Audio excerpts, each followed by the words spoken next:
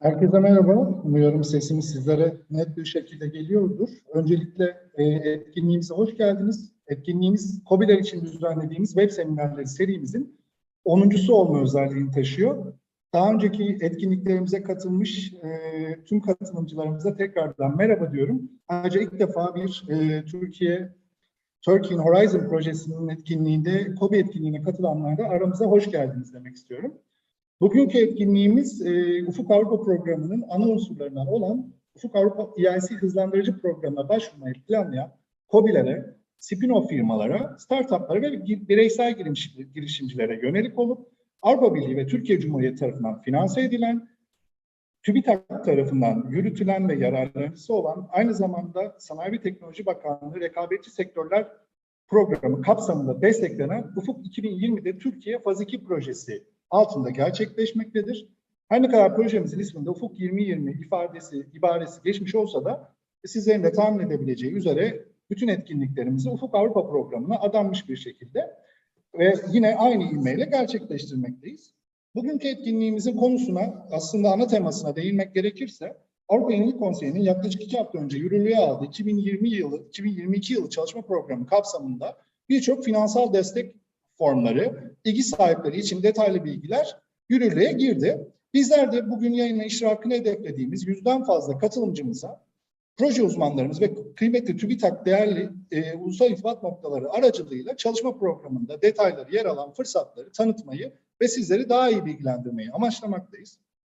Etkinliğimizin değerli panelistlerini sizlerle tanıştırmak gerekirse, projemizin KOBİ uzmanı, aynı zamanda kilit uzmanımız Philip Solden bizlere bugün İngiltere'den katılıyorlar. Yine projemizin destek ekibinden yine kilit uzmanımız, kilit uzmanlığı görevi yürüten Odysseas Sparoğlu da bugün bizlerle beraberler. Yine projemizin yürütücüsü ve yararlanıcısı TÜBİTAK'tan KOBİ uzmanı, aynı zamanda da EIC irtibat noktası Tarık Şahin Beyler bizlerle beraberler. Umuyoruz ki ben proje ekibi adına alarak sizlere temennide bulunmam gerekiyorsa EIC Hızlandırıcı Desteği Programı'na başvurma konusunda hepinizin daha iyi bilgi sahibi olmanızı temenni ediyorum etkinlikten sonra. Sözü de fazla uzatmadan açılış konuşmaları için TÜBİTAK'tan Sayın Tarık Şahin'e devretmek istiyorum. Tarık Bey, söz sizindir. Çok teşekkürler Kemal Bey. Herkese günaydın, hoş geldiniz etkinliğimize. Kemal Bey'in de bahsettiği gibi Turkey Horizon projesi kapsamında düzenlenen bir seri etkinlikten bir tanesi 10. webinarimizde bugün sizlerle karşı karşıyayız. Bugünkü etkinlikte size EIC programı hakkında, EIC programı içerisinde ve genel Ufuk Avrupa programı içerisinde KOBİ'ler için ne gibi imkanlar var onlardan bahsedilecek. Ama tabii ki konsantrasyonumuz EIC olacak. EIC'nin Ufuk Avrupa programının yapısını bilenler için söylüyorum. Diğer programlardan bir farkı var. Aslında 2 senelik, 3 senelik çalışma programları yayınlanıyor diğer alanlarda ama EIC'nin çalışma programı senelik yayınlanıyor. Ufuk Avrupa programı başladığından itibaren bunu bu şekilde yapmaya karar verdiler. 2021 yılı çalışma programı tamamlandı. Şimdi 2022 yılı çalışma programı içerisindeyiz ki o da zaten çok 2 hafta önce kadar açıklandı. Yeni çalışma programıyla getirilen bir takım yenilikler var. Yani program yapısında çok büyük değişiklikler yok. Belki aslında bildiğiniz temel prensipler devam ediyor ama bunun yanında getirilen bir takım küçük değişiklikler de var. O yüzden bugün bu webinarın bu kapsamda size EIC hakkında bilgiler vermesi üzerine, EIC çalışma programı daha doğrusu üzerine bilgiler vermesi üzerine planladık. Bundan sonraki kısımda ben İngilizce olarak küçük bir sunum gerçekleştireceğim ve uzmanlara devredeceğim sözü. Fakat şunu söyleyeyim, etkinlik boyunca burada olacağım. Gerek Türkçe gerek İngilizce olarak bizlere soracağınız bütün sorulara cevap vermek için etkinlik boyunca burada olacağız. Dolayısıyla bizimle iletişime geçmekten çekinmeyin diyorum. Yes, now I would like to show my presentation. Here it is. I hope everything is well. Hello, everyone. Good morning again. My name is Tarık Şahin. I am the National Contact Point for EIC program in TÜBİTAK. As you know, TÜBİTAK is the coordinating institution of Horizon in Turkey, and we do have our responsibilities. And I am responsible for EIC, and I'm working together with my colleagues Merve Diyar and Merve Polat. Later on, I will show you our contact details. This is the new program, Horizon Europe, the structure of the new program, and as you see, the third pillar on the right side of the screen is totally devoted to the innovation support programs, and EIC is the biggest of them. We are responsible for all three of these programs, but main concentration today is the EIC, of course. This is generally the structure of EIC program in 2022 work program. As you see, there is Pathfinder, there's Transition, and there's Accelerator. These are three main funding schemes of the EIC under the 2022 work program. I would also like to mention that there are two kinds of calls which will be detailed in later on. But just to mention, there are two kinds of calls under each funding scheme. Open calls are open to any kind of project ideas, but the challenge calls are only open for the ones who want to submit their proposals to those specific challenges, and these will be mentioned later on. EIC prizes and EIC business acceleration services are also going on as usual. The Commission is trying to create an EIC atmosphere, so they also continue their support programs except the funding ones. This is our new website for Horizon Europe program. As you see, ufukavrupa.org.tr is the official website of Horizon Europe in Turkey. You can find us under European Innovation Council on the website, and on the right side you can also reach our contact details.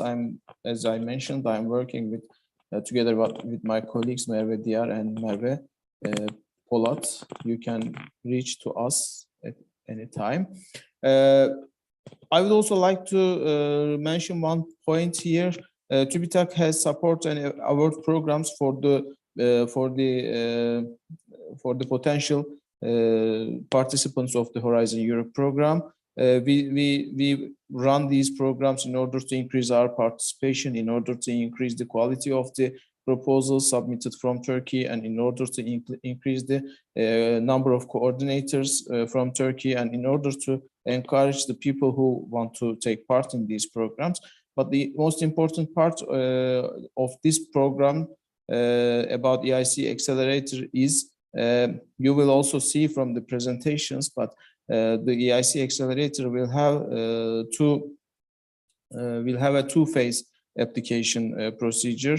We do provide coordination support to the companies who succeed in the first phase and who are preparing their proposals for the second phase of the program. So this is important to mention if you want to benefit from our coordination support, which means that you can be paid for the consultancy costs that you will need in order to prepare your presentations can be covered by TÜBİTAK, and in order to benefit from this support, you will have to pass the phase 1 from the EIC Accelerator. We do have some social media accounts. You can see Twitter and LinkedIn accounts. These are the official ones, which is coordinated by us, and there are some information sources. Up to now, the official documents are on the screen. You can reach these official documents. The most important one is the work program for 2022, of course. There is our website, and there is also the dedicated website of the European Commission for EIC program. And this is all my presentation, and thank you very much for listening to my short presentation. I hope that I have encouraged you to take another look at what TÜBİTAK has to offer SMEs, especially on Horizon Europe and EIC Accelerator support. I shall be here with the team during the webinar to respond to your questions. I would like to hand over to Odysseas and Philip to guide us through the EIC work program and opportunities for Turkish SMEs. Odysseas, over to you. Thank you, Tarek. I'd like to have a short introduction now on EIC programs, focusing more on Accelerator, but also try to give you an overall of what you need to know and what you need to study, basically, when you want to prepare for submitting a proposal under EIC. Let me share my screen now. Okay. I hope that you can see my screen. Can you see my presentation now? Yes, Odysseas. Oh, thank you, Kemal. So a few words about me. I'm the key expert too. I'm responsible for legal, financial, and IPR issues.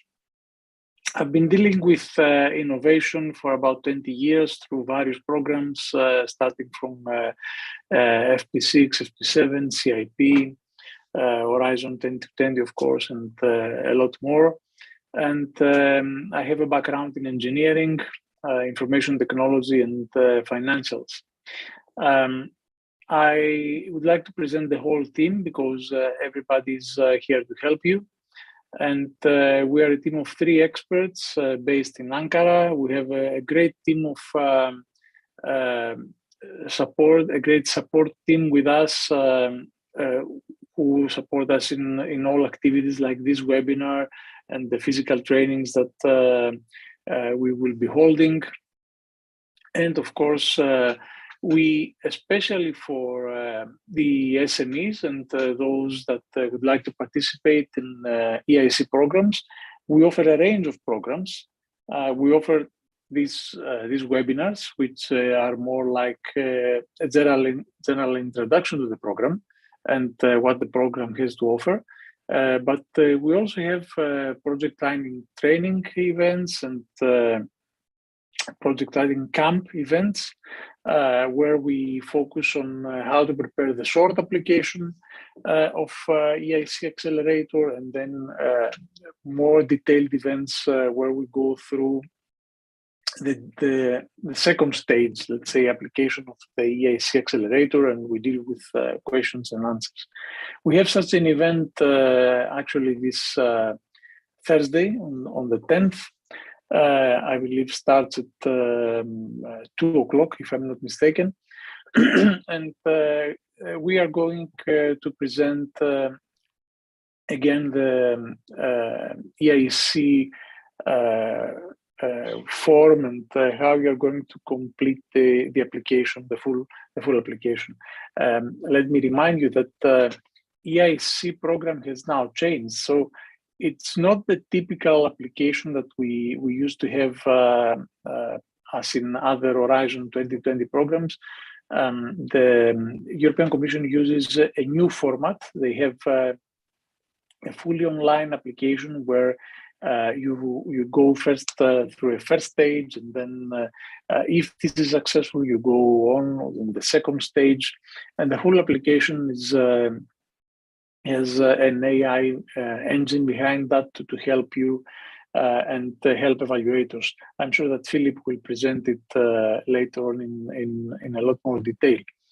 A few words of the other things that could help you evolve your proposal, because so far we have done a lot of trainings, and every such training is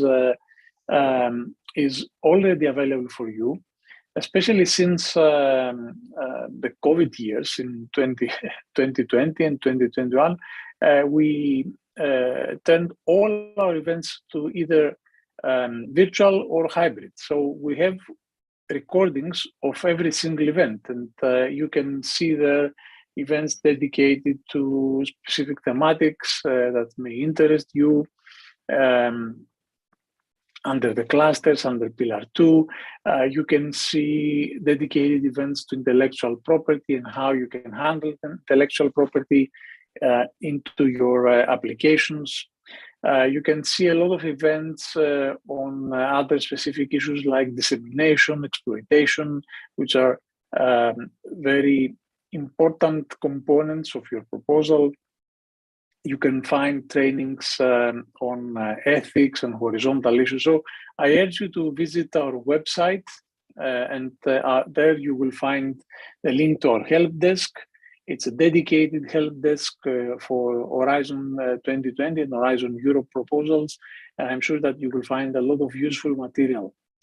On top of that, we're frequently organizing networking events, mostly virtual. We have organized some physical brokerage events in 2019.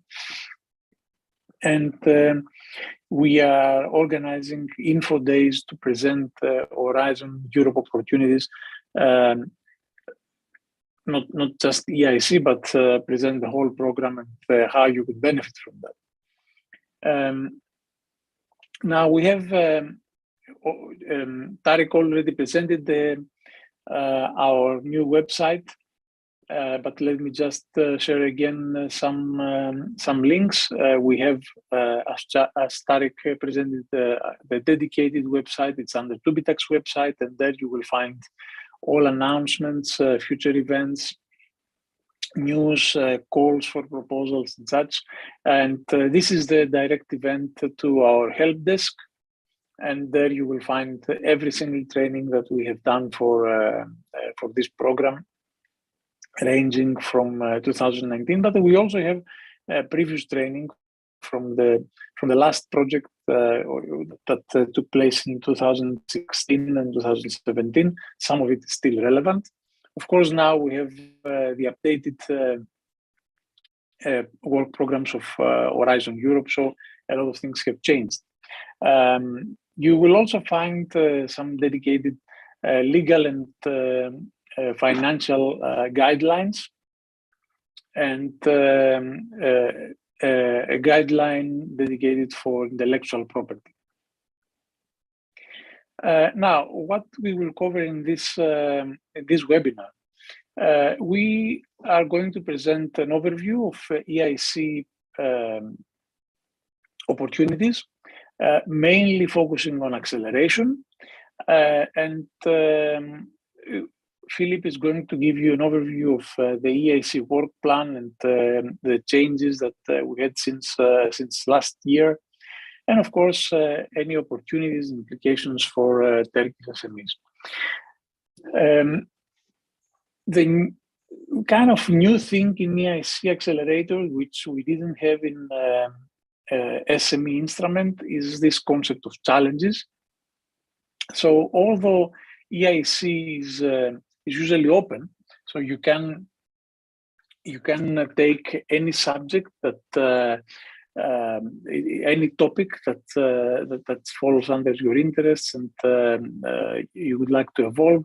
There are some challenges, and these challenges are also in other EIC programs, in other EIC strands like the Transition and Pathfinder, and you can focus on addressing these challenges. Now, the challenges for EIC Accelerator are technologies for open strategic autonomy and technologies for Fit for 55.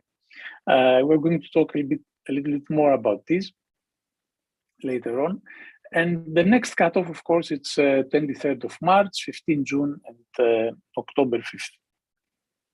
Now, before we go into further detail regarding EIC, I would like to give you an overview of what you should keep in mind, because you will find again and again that the same notions, the same challenges are in front of us. So the vision of Europe is to create a sustainable, fair, and prosperous future for people and planet based on European values.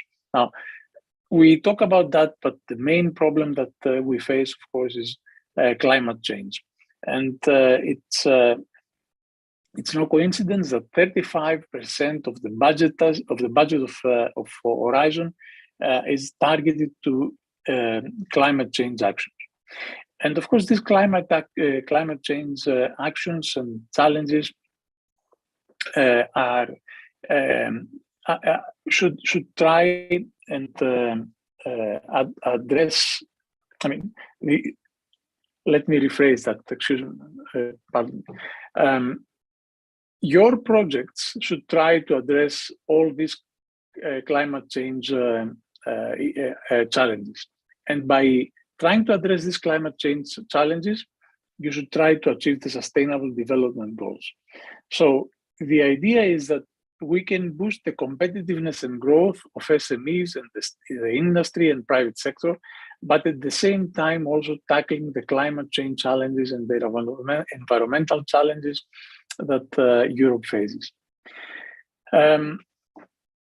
You need to remember that the Commission has a number of priorities, and these priorities should be addressed through your proposals, not only through the challenges, which of course are very specific, and you should target these challenges, but also through the open proposal. So regardless of your subject, regardless of what you are suggesting, you should keep in mind that your idea, your project should be in line with these Commission priorities. And of course, you will see again this a repetition of the same vision. So European Green Deal, for example. Europe wants to be the first climate neutral continent and create a resource efficient economy. Europe wants to be fit for digital age, so empower people with new generation of technology. So we're talking here about digitization and green transition. And often we regard this as twin transition. So not only we want to go to a greener economy, but we want to go to a more digitalized economy. But at the same time, we need to keep building an economy that works for people. So we need attractive investment environment, we need quality jobs, we need cohesion in our society. In addition to these three more, let's say, practical challenges, Europe has set a number of priorities more geopolitical, and we can understand why these are important, and especially in light of the recent developments and the war in Ukraine. Europe wants to be stronger in the world and promote the European way of life, the rule of law, justice, its core values, and of course to create a new push for European democracy. These priorities are mostly addressed through the social topics, the social and humanities topics of European of Horizon Europe. But you should try always to address them while you are building your proposal. So don't ignore the social aspect of your proposal, even when you are trying to build a more technical or a more scientific solution for a problem that looks purely technical. An example about that would be artificial intelligence. Even if the idea that you are bringing is a fully scientific and technical idea, you need to address the social aspects of artificial intelligence, and you need to make sure that you cover the ethics, you cover the privacy issues, you cover social aspects which are very important in such things.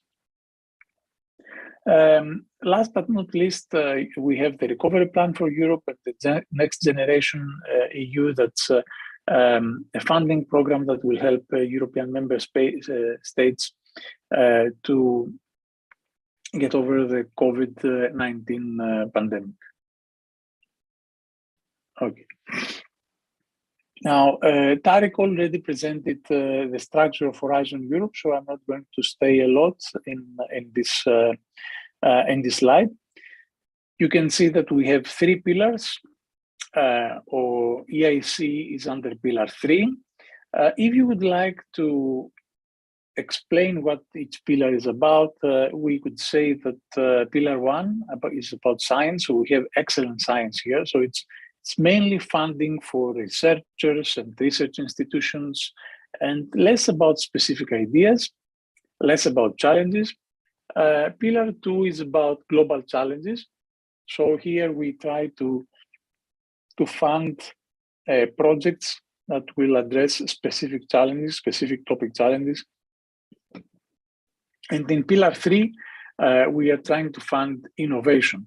So a higher TRL level, closer to the market, activities that can lead to specific products and solutions. And you can see that we have, of course, European Innovation Council here. We have European Innovation Ecosystems, which is a program that supports innovation activities and tries to create innovation ecosystems around Europe. And then we have a European Institute of Innovation and Technology, another not part of the specific program, but with a lot of activities and calls that create synergies. So you should look through this project, these programs, these initiatives, and see if you can create some synergies with them. I'd also like to mention the widening participation and strengthening of European research area. This is a horizontal program that runs across the 3 pillars. And I mentioned that because Turkey is considered a widening country. Widening countries are countries that lag innovation compared to strong innovators from Northern Europe, let's say. And there are programs and there are initiatives and interventions that help exactly these countries, widening countries, to improve their innovation, to create new infrastructures, to create new ecosystems that can reach the same level of innovation as the strong innovators in Europe. So these are also very interesting for Turkey's participants and Turkey's stakeholders, and I think you should have a look at them. Now, the key strategic. Sorry about that. The key strategic destinations of Horizon Europe. All clusters or pillars or calls are organized under these strategic orientations. These mirror the political priorities of European Union. And as you have seen from the challenges are targeting exactly this strategic orientation. So a main difference between Horizon 2020 and Horizon Europe is that in Horizon Europe, including EIC, we have a much more specific and detailed problem that is given to us, and this is apparent from the challenges. There wasn't anything like this in SME instrument. So European Commission now provides the problem and describes the problem and expects the private sector and the researchers and all the stakeholders of innovation ecosystems to come up with ideas on how to address these specific challenges. So these challenges are, regardless of the pillar or regardless of the topic, are often divided into 4 strategic orientations. So you will see that key strategic orientation A is about digital transformation. Now, bear in mind that the titles on the side are mine. So if you read the strategic orientation, you will see that it talks about open strategic autonomy, about the development of key digital enabling and emerging technologies, accelerating digital and green transitions. Strategic orientation B is about environmental protection. So we talk about ecosystems, about biodiversity, about natural resources, ensuring food security, healthy environment, and so forth. Orientation C is about making Europe the first digital and also enabled circular, climate neutral and sustainable economy. So you can see that we are trying to address a number of issues here. So this is about, let's say, sustainable development, both sustainable economy, climate neutral, but also digitized. And then the final strategic orientation is about resilience and inclusiveness. So we want a more resilient society, a more inclusive society, without inequalities, with high quality healthcare and citizen empowerment. Why these are important? Because you need to explain in your proposal the impact that your proposal will create towards this strategic orientation. So where are you contributing? Why your proposal is important? How are you addressing specific problems that Europe faces now, specific challenges? So you need this not on a theoretical base, because these are good to know, and you need to know the basis, because you need to keep in mind that when you are writing your proposal, you should address these specific problems, and you should explain how you are addressing these specific problems. Now, another issue that is quite important, and again, it is regardless of topics, is the issue of 8 horizontal topics that go across all program components, and they are identified in the strategic plan of Horizon Europe, and they should be addressed appropriately. The first one is gender equality and inclusiveness.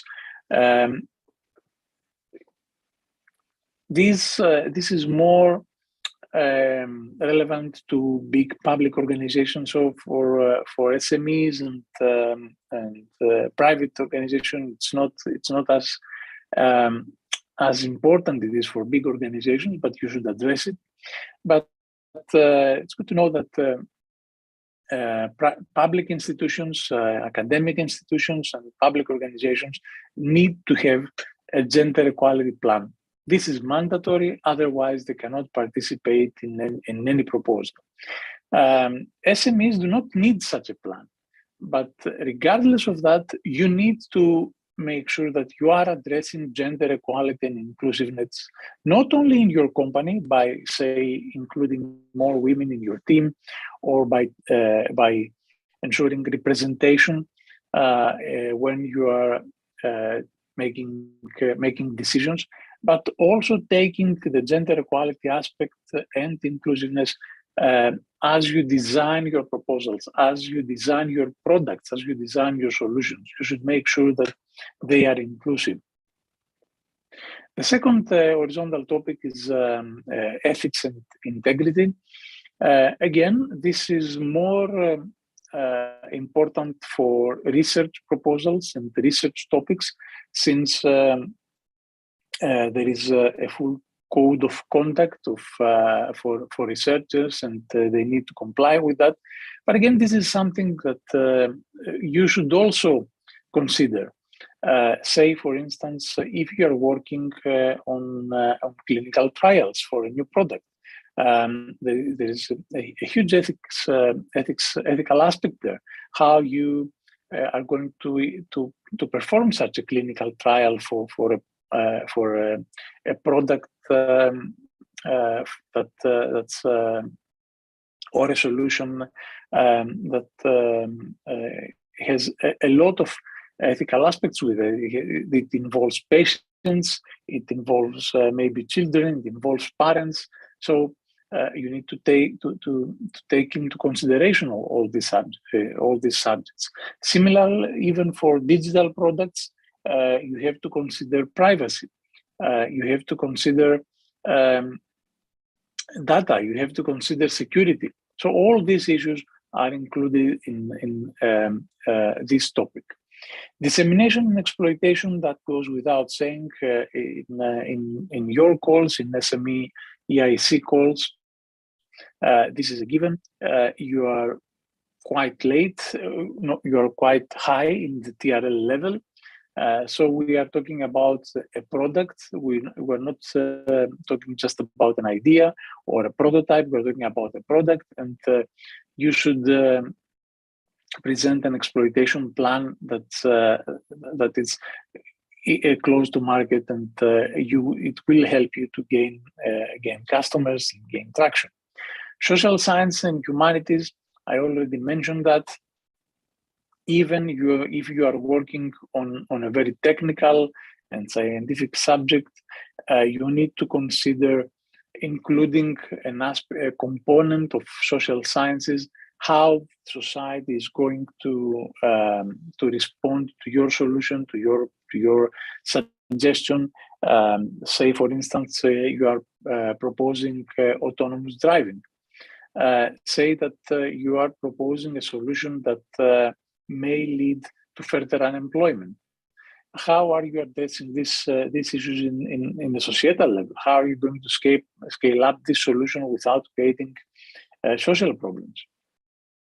Open science practices, again, more relevant for research proposals, but also something that you should take into consideration.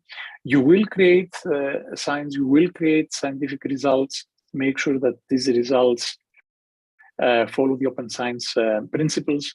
They are easy to find. They are easy to be used by others. You don't impose any restrictions on them, and your results can be used to further push science forward. Key enabling technologies. This is just another horizontal issue, another horizontal topic, where Europe has identified a number of technologies that can be used regardless of the topic. So, artificial intelligence, nanomaterials, for example,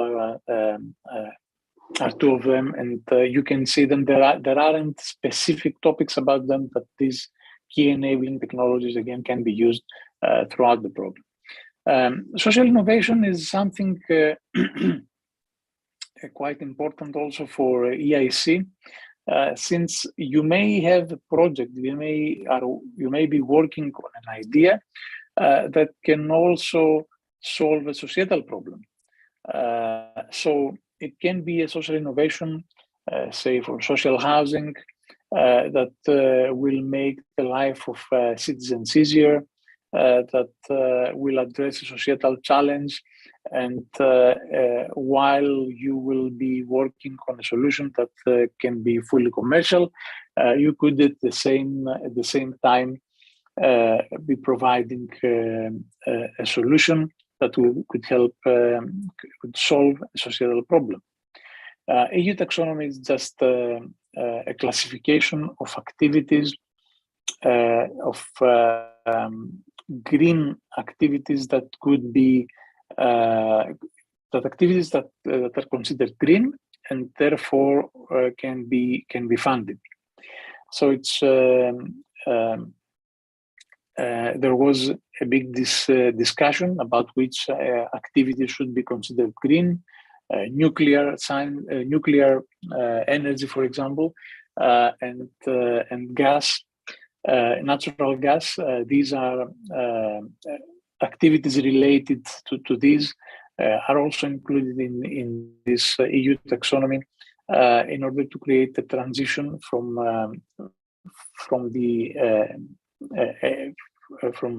energy sources that we use now to cleaner energy sources. Now let's go to the EIC main components. We have three topics. We have three categories in EIC. We have Pathfinder, These are funds for advanced research to develop scientific bases and to underpin breakthrough technologies. We are talking about consortia here. Usually you already have some scientific results, and you take these scientific results from a previous project in order to create a new product, a new solution. EIC Transition is, again, a program that you can validate the technology and develop business plan for specific application. So again, you have the results, but now these results, this technology are ready to go to market. And the only thing that you need is to develop specific business plans for specific applications. And finally, you have the Eic Accelerator, where SMEs can apply a loan, no consortium is needed. We're talking about SMEs, startups, spin-offs that can bring innovations to the market and scale up to commercial viability and funding. So you have your idea, you have your product, you are ready to go to the market, you are looking for funding in order to take your idea to the market, scale it up, create a commercial product. In Pathfinder, as I already mentioned in the beginning, as with Transition and Accelerator, although we have the open challenge, so you can suggest any topic that you feel it's relevant. There are specific challenges, and these specific challenges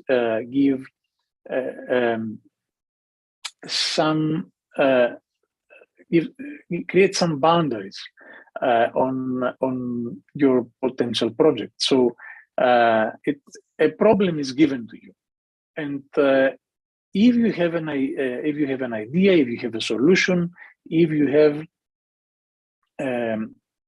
something that can address this challenge, then you should pursue this challenge. So in Pathfinder, we have these challenges that you can see in the slide. We have carbon dioxide and nitrogen management and valorization, mid to long-term and systems integrated energy storage. We have cardiogenomics. We have healthcare continuum with technologies to support a shift from episodic to continuous healthcare. We have DNA-based digital storage. We have alternative approaches to quantum information processing. So you will see, you can see that we are talking about, we have health here, we have quantum computing, we have environment and solutions for carbon dioxide and nitrogen management. It's a very diverse list of challenges. But these are the challenges that the Commission thought that are very relevant to this specific work program. In the next work program, there will be, I'm sure, new challenges. In transition, again, there are some challenges. So we are looking for green digital devices for the future, whatever that means. The call will specify what exactly they are looking for. We are looking about process and system integration of clean energy technologies. Again, you can see that these topics are a bit more practical, and RNA-based therapies and diagnostics for complex and rare genetic diseases. So again, you can see health here, you can see clean energy technologies, green transition. These topics fall under this subject. Finally, for EIC Accelerator, we have technologies for open strategic autonomy and technologies for Fit for 55. Now, open strategic autonomy is a new concept of Europe, and it has a geopolitical aspect in it. So the idea is that Europe wants to be autonomous. It wants to create an economy that will not depend on others, like China, for instance, or Russia for energy, and will be able to build that strategically. That doesn't mean that it will close its economy. It will keep it open, but as open as necessary. Technology is fit for 55. It's again one of the targets to reach the 55% of emissions by 2030. This is a very ambitious challenge, and probably it will be revised. Nevertheless, it's one of the goals and visions of all programs, and you will see it across a lot of initiatives. Now, where does EIC fits in terms of funding and in terms of in terms of goals? So when European Commission identified, created the EIC program, they saw that there is a funding gap between research and commercialization. So there were a lot of funds that were helping universities produce new research, and there were enough funds, mainly private funds, coming from venture capitals, from the industry, for angel investors that could fund innovation and startups. But there was a funding gap between research and commercialization. So by the time that you have something like a prototype or any solution that comes from a research result, so you have a result, any kind of result coming up from a research project, then you need funding in order to turn this result into an actionable solution or an actual product. So this is the funding gap, and this is what EIC Accelerator is trying to fund. So it tries to create some funds from to help SMEs and help innovators and entrepreneurs take research results, exploit research results, and out of these research results, create actual products and solutions that can go to the market and scale up. Now, and finally, how do you prepare? How do you get ready for EIC accelerators? I'm afraid that there is no easy way. You need to study the documents, study the EIC work program, the new EIC work program thoroughly. It's 150 pages, but you don't need to study to learn it cover to cover. You need to study the basics of it, the introductions, and see how it's structured, and then you can go to the proposal, to the call that is closer to your interests. Study the EIC Guide for Applicants, a very important document that will explain to you the process and how you are going to submit your proposal, how you are going to write your proposal. Then there's a number of tools that you will go to use. Tools like lean methodology, business modeling, tech adoption cycle, the business plan, the data management plan. There are plenty of tools around that you can use. Again, you can start by looking at the proposal, looking at the application, what the application requires, and then try to use the tools that are suggested to build your case. And then you can go to the proposal template and start building your proposal through the stages of the proposal template. I have to say that the proposal template it's quite nice. It's closer to the market. It's exactly what the EIC needed, this is one of the good changes, breaking from the typical proposal template of Horizon Europe and creating something unique. So you have to go through 3 stages: ideation, development, and go to market.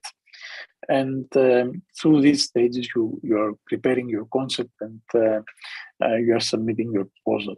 I'm sure that Philip will explain that further. Last but not least, I would like also to bring into your attention a number of other opportunities, some of them from EIT. The program, the initiative that I have already mentioned. There are, in addition to Eic Accelerator, there are a number of opportunities for SMEs coming from other projects, from other programs. This is what we call usually the financial support to third parties. So we have a consortium that is already funded, and this consortium redistributes funds to SMEs. Now, usually these funds are nothing like Eic Accelerator. So we are talking about seed funds, something like 50, 60,000 euros, up to 150,000 euros in the best case.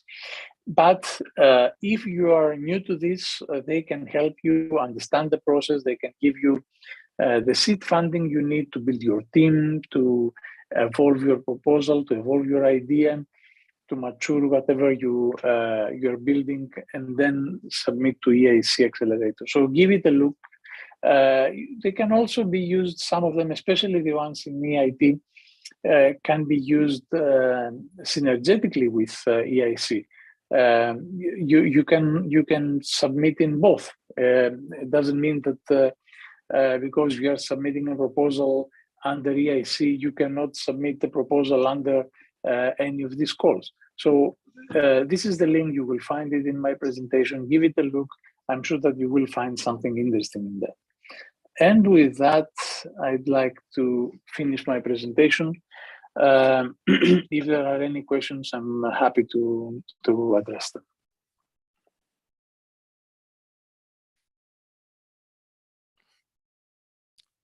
Thank you very much, Odysseus. We don't seem to be having many questions coming in, so hopefully we'll pick them up. Just to remember that we do have Turkish speakers available with us, so you can ask in Turkish or English. English is easy for us, of course, but perhaps not for you. Do ask away, that's why we're here. And a question pops up immediately. So if I could switch to my screen, Odysseus. Yes.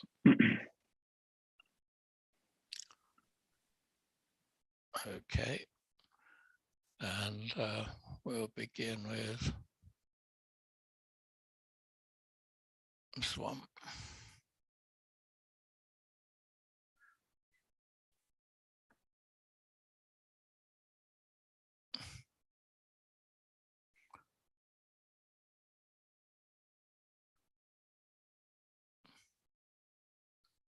Trying just to switch over.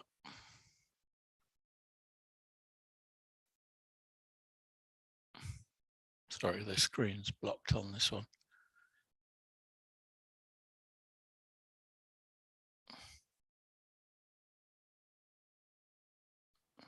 Okay. There we are. Okay, just to go back a couple there. There we are, we're at the start. Technology always goes wrong, doesn't it? Hello, everybody. Hoş geldiniz, nice to see you. Even though we're in cyberspace, it's good to meet our public. At some point, I'm sure we shall resume our public meetings. We've just begun to do so. We're looking forward to meeting everyone again after a break of almost 2 years. Who am I? If you listen to our webinars and have been to any of our training, we may have met before. my background's in manufacturing, but I've been involved in SME programs at regional, national, and international level for a long time. And I've been working with the EC for over 30 years. And in fact, I've been working in Turkey for around 10 years on and off. So I know Turkey very well. I've been to most of the major cities, and I visited something like 150 SMEs. So I can align myself with your problems. I too have worked for very large companies and for SMEs as well. So the range is there. Looking at all of the stuff that we're covering, please ask your questions. There's an advert, ask away, and we'll be very happy to try and deal with them. But before we talk about the European Innovation Council and the things they have on offer, I think it's important to say that when you see the presentation of the breadth of what's covered, it can be very daunting, it can be very confusing, and in fact, it can be very off-putting. But in a way, it's very helpful. In fact, it's extremely helpful because the customer is giving you a very comprehensive list of what they actually want, what they're looking for, what you have to try and satisfy. And that doesn't often happen in business, where the customer is completely open and says exactly what they want. So look at it as being fully informed rather than confused, and then pick your way through those things, making sure that you cover the important stuff. A very simple way I've dealt with proposals in the past, two things. One, mind mapping. I'm a great believer in mind mapping, where you can map out a project and see everything on one page. Of course, there are IT versions as well as paper versions.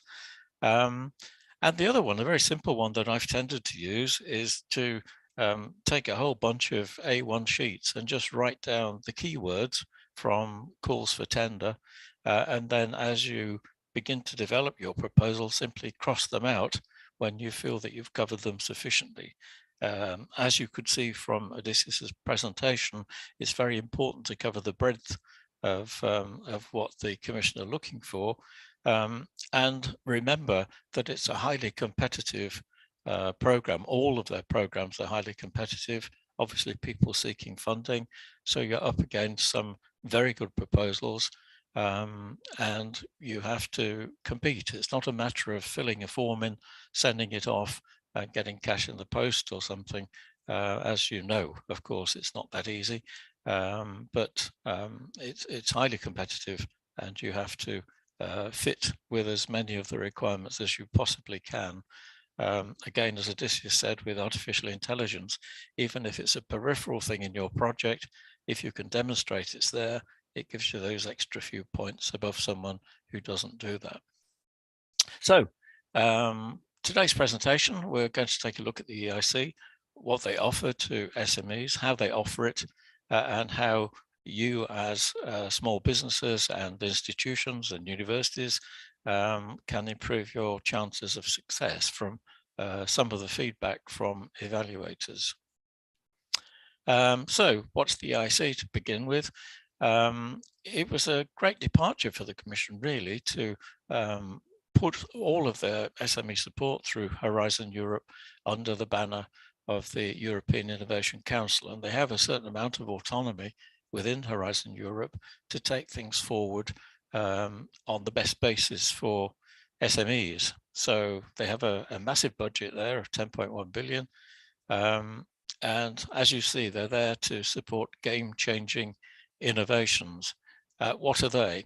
Ideally, they're disruptive, and they can support them from the early stage research through the proof of concept, and then to financing and scale up of startups and SMEs. So the whole range is there. It's compartmentalized in different stages, but it's there to be used. And the intention is to develop innovation across Europe. We keep mentioning Europe. Of course, we're including Turkey in this. It goes without saying, I guess. Turkey as a candidate country is included in this. Turkey subscribes to the program, and of course, Turkish companies benefit from it. So please, when we say Europe, we're including Turkey in that. So it's governed by a board. That board is not made up of bureaucrats. It's made up of people who've actually been out there researching, starting businesses, investing, and some of the larger corporates who base their business on innovation. So they're like-minded people with you, and they're there to steer the program along. 20 members of the board, chaired by an Irish gentleman. So there's quite a breadth there from different countries and from different backgrounds. And then, of course, there's the executive agency to support their work and to put into practice what they suggest and develop. And this is all set out in the EIC work program, which is at the core of what we're talking about today. So what's the purpose of EIC? This is the #1 question in consultancy. What's the purpose? The purpose is simple. It's there, empowering European innovators by whichever means necessary, in terms of funding, in terms of collaboration, in terms of making wider innovation and finance available to them. That's their job. What's behind the ambition? Well, it's portrayed as Europe's most ambitious innovation initiative, and with a budget of 10 billion euros, you could see that they're massive on the scene, shall we say. It's there to identify, develop, and scale up breakthrough technologies and the disruptive innovations in Europe. This term disruptive is often bandied about, but think of some practical examples. I think of the camera. The camera was a fairly straightforward thing for nearly 100 years, taking an image on a plate using light. And then we had the incremental innovations of adding in perhaps cassette film. And then we had the step change of adding light meters and flash guns and making the pocket camera, which could download into your computer. But of course, the real disruption came with mobile phones, and none of the camera companies got into mobile phones. They didn't see it coming. And some of those were huge companies when you think of Kodak, Agfa, and so on. And it didn't put them out of business, but it severely restricted their markets. I think there was only Sony who latterly went into phones, and I don't think hugely successfully. So that's about disruption. We think of the poor old fax machine. The fax machine disrupted office memos and the surface mail. And then, of course, the old fax machine disappeared as the online stuff became available. So these disruptions happen all the time. And you see with the fax machine, it's important to be on the crest of the wave to capitalize when it's there, because it may soon disappear. So the program is unique to the world because it combines research on emerging technologies with Accelerator, the main part of the program for startups and for SMEs to actually scale up. They're set to become the largest investor in Europe with over 3 billion euros invested in deep tech aspects. And they're there to enhance the European innovation ecosystem with all their supporting programs. The first work program last year, 1.5 billion, and this year, 1.7 billion. So the first new sticker on there, extra 200 million has gone into the program. We tend to bandy billions about at European level, but these are huge sums of cash which are being invested. And of course, the hope is that that's multiplied then in the returns to the economy. Research, fantastic stuff. Some wonderful things are done. It's very expensive, but researchers like researching, and you don't get a benefit to an economy until that research is turned into products, jobs, exports, taxation, and income, all the rest. So this is the shift that you saw from Odysseus's valley of death, as it's called, the chart showing how you switch from the research funding into the private sector funding. And often companies dwell on the research side. As I say, researchers tend to like researching, it's exciting stuff, and they shy away from the business side. But it's the business side which then converts that research into, as I said, the income, the return, if you like, on that investment. So we talk about SMEs, just a reminder of what an SME is. It's 1 to 250 employees, is the standard definition, and up to 50 million euros turnover. That may seem a silly figure, but if you have a highly automated steelworks, you may have 100 people, but the turnover may well be in the hundreds of millions. So this is why it's there. But 1 to 250 is the usual thought. You also hear the term mid-cap. These are companies up to 500 employees. They're allowed in some of the Commission's programs, but of course, sorry, some of the EIC programs, but of course they also are using some of the other pillar stuff that Odysseus talked about. So that's the SME. They're vital to Turkey. If you look, almost 100% of enterprises, 99.8% was the latest figure I saw of enterprises are SMEs. Of course, that has lots of people with cement vendors and window cleaners and coiffure and so on. But it's a huge chunk of the economy, almost 3/4 of employment and 2/3 of the GDP. So don't let anyone say that small business is not important. It's absolutely vital, and it's the lifeblood of every modern economy. SMEs are much more agile. They can grow faster, they can make decisions faster, they're not encumbered by a huge board of people. You know, many of the famous names, even people in their own living memory, were SMEs and have become huge corporations. When you think of Microsoft and other advanced technology companies, this is what the Commission are looking for, the unicorns that will grow into some of those huge businesses of tomorrow. And the third reminder, really, we talk a lot about technology readiness levels, and these days that's linked to business readiness levels. So you begin with the idea at 0 and you work all the way through to full commercial application at level 9. And on the way, you're transitioning from the idea through the prototype into validation and then finally into full production. And you'll see that the Commission used this to describe the aims of their programs, who they're intended for, at what level. Business readiness level goes alongside that, where you begin perhaps as a single person or a partnership, and you have to then grow with premises, employees, financial support, legal support, and so on. So TRL and BRL are often mentioned. So there's the reminder. So where does the project inspiration originate? Now, most of it comes from bottom up in what are called open calls. You'll have encountered this term.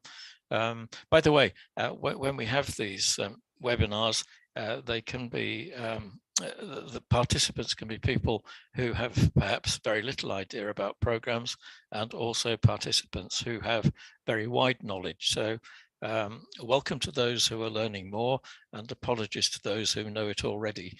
It's very difficult to cater across the whole cross section. So forgive me if I'm telling you things that you know already. Okay, open calls is a term that you see. These are usually bottom up, as it's called. And again, you see this quite a bit in European literature, coming from SMEs, universities, research bodies, entrepreneurs, startups, lots of people. The Commission also have their challenges, which tend to be top down, where Odysseus described some of the subjects there that are of wider interest to the European community, the 27 countries that it comprises. and are set then by the EIC board as challenges for people to submit proposals for support under those headings. More of that later. So most of the inspirations from open calls, and certainly with Accelerator, the largest of the component programs, most of it is bottom up. They've only recently started with their challenges. So how's it delivered in practice? 3 components: Pathfinder, Transition, and Accelerator. I'm now going to look at each of those in turn and talk in a little bit more depth about them. So Pathfinder, why is Pathfinder there? Pathfinder funds research to develop the scientific basis to underpin breakthrough technologies. So you'll see commission literature which asks about, have you got a great idea? If you have, we want to know. It may seem an impossible idea, but if you think it can work, tell us about it. So they're really out there trying to net the brilliant ideas which can be then converted through into breakthrough technologies. And you see this a lot at the moment, I guess, in healthcare with the research which goes on in DNA and the treatment of various illnesses by making changes to stem cells and so forth. A very exciting world when you think we explore the world outside of our planet and we explore the world inside our own bodies. The 2 extremes of research are both very exciting, I think, in terms of their potential. So how is Pathfinder delivered? You see that it's TRL 1 to 4. So from the idea up to the stage where the idea is becoming a bit more reality and is worth investing in to do further research and perhaps lead to a prototype. In red there, you'll see that it's 4 consortia. It's just 4 consortia. And it's for looking at the early stages research on breakthrough technologies. Grants of up to 3 million euros and a total budget of 350 million, which is divided between open calls and challenges, just over half of it going to the open calls. In terms of deadlines for this year, the 4th of May, and on the open calls, and the 19th of October for the challenges. For 2022, there were 5 challenges last year. This has been increased to 6, and the budget's been increased to 167 million euros. The topics there, always this CO2 management and nitrogen management, the noxious gases, if you like, the environmental issues surrounding that. Storage of energy, always an issue, extending the ways of storing energy, the efficiency of storing energy, and has been a topic there for quite some time within the Commission research funding. Cardiogenomics, this is trying to identify from genetic material the likelihood of heart problems, heart diseases, which again, very exciting world, as I've said, the world inside our own body. Healthcare continuum technologies, taking healthcare from, if you like, birth through to the end of life in terms of preventive medicine, treating medical occurrences, post-medical care, and ongoing healthcare such as physiotherapy and long-term drug treatment. DNA-based digital storage, again, this is looking at storing certain elements of DNA so that you can then perhaps make use of it in healthcare such as cardiogenomics. And the quantum information processing, again, in the modern world, this is a very popular topic, I think, within Turkey, within the IT industry. So quite a package of challenges there, and some very exciting subjects. So for this, for the consortia then, you have to have at least 3 legal entities established in different EU member states or associated countries such as Turkey, but at least one must be in a member state. Important to note, legal entity is very broad. It's almost everybody. If they have a legal basis, they can apply. So SMEs, of course, but universities, research institutes, and so on. So a very broad definition there.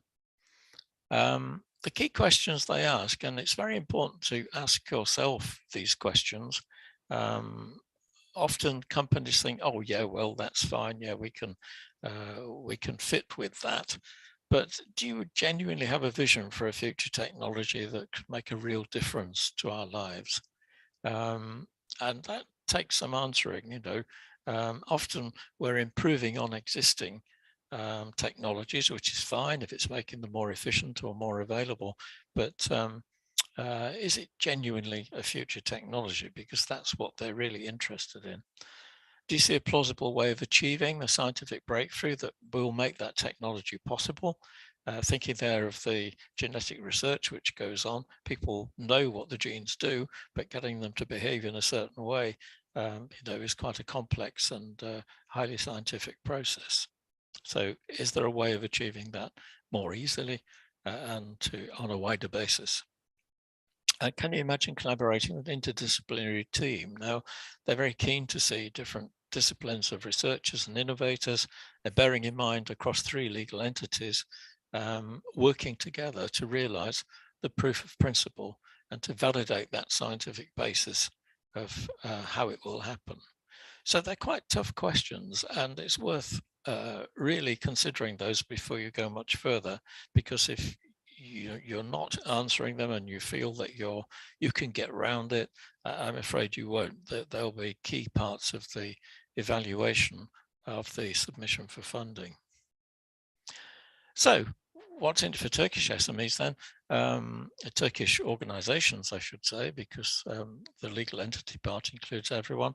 Of course, the opportunity to be in a leading edge consortium. You're going to be looking at a future technology with other organizations across Europe. And a lot can be learnt in both directions from that. It's good to widen the network, especially if you're in a very narrow field of science and technology, to meet up with like-minded people in other countries with similar backgrounds and scientific aims. Very important to your own, extending your own capabilities and those of your organization. So this international networking is also very important. But the grant of up to 3 million for each consortium, and larger amounts are possible if they're really impressed with the aims of the bid. 100% of eligible costs, so both direct and indirect costs. There are some restrictions there, but it's quite well funded, shall we say. And they've introduced a new aspect, which is up to 50,000 euros for complementary activities. If there's a strand of research that looks promising in terms of taking something faster to market, or extending the use, broadening the knowledge, then an extra grant can be made beyond the 3 million euros.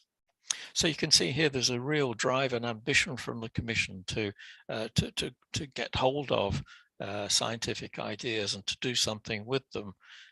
Quite often in the past, those ideas and some of the innovations based on them have sat on the shelf. They've not been capitalized, shall we say, and other countries, other markets have leapt to the fore with that. Sometimes researchers, I think I mentioned earlier, I've been a researcher myself, so I can speak from within, that you're very interested in the research and pursuing the research and not particularly interested in commercializing it. In fact, in some areas, the commercial aspect can seem a little bit down market compared to having your research published and recognized. So if that's the case, then others can help commercialize it within a consortium. So what do the evaluators look for in such bids? They're looking for the fact, of course, that it has a collaborative interdisciplinary research which meets those 3 criteria. So does it give a convincing long-term vision of a radically new technology. The more radical, the better, because that will grab the interest of the evaluators. So it must have the potential to have a transformative and positive effect on European society and the economy of the member states and other countries associated. So a big question there. And of course, you have to show that potential. You have to believe that potential and demonstrate as far as you can what that potential is. Some of it, of course, has huge potential in terms of some of the, I mentioned again, the healthcare, in terms of not only benefiting society from the reduction of illness or even the removal of diseases, but when you think of the economic effect of that, of people perhaps being able to work longer, to pay taxes longer, and to be more able, then there's a huge economic value in doing that, as well as easing pain and suffering. So does it offer a concrete, novel and ambitious science towards technology breakthrough? So this is the bridge, if you like, between the novel idea and the conversion of that into technology or further science, and then eventually moving it into commercialization. The Commission have a fixation with the word concrete, by the way, the word that I really can't settle with as an English speaker, concretization, making something concrete. So they obviously mean firming up, making it firm, as well as it being novel and ambitious. So does the bid have high risk and high gain research approach and methodology? The Commission are peculiar in the fact that they love to fund high risk. Now, most investors are looking to minimize their risk and maximize their return. But the Commission really love to see a risky element that, if it's sorted out, will make a project, a product, a piece of research much more interesting to the private sector investors. This is the hurdle, back again to the diagram that Odysseus had, this valley of death, as it's called in innovation, where the researchers have done the research, but the private sector, the investors, are not interested because it's too risky.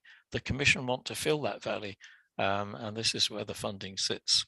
So they're looking for high risk. Don't be worried about having high risk. The ideal thing is to put the risky element into one work package so that the Commission can see if that work package is resolved, then it moves on to a more commercial proposition. So the process of Pathfinder, the submission goes to 4 evaluators. Now you see the feedback from evaluators. This is a new thing, a very important new thing, which applies to Pathfinder and to Accelerator, but not to Transition. There's a rebuttal. If the evaluators give you feedback where you feel they haven't quite got the idea right, or something needs more explanation, then you can rebut their comments and feed into a resubmission your response to that. And that response then has to be seen by the evaluation committee along with the evaluation. Now, if you do rebut and it goes back, it will go to other evaluators and they will see the previous evaluation and your rebuttal and then give their response to the evaluation committee. So very important to rebut if you're rejected, but also I've seen 1 or 2 projects that have fallen by the wayside.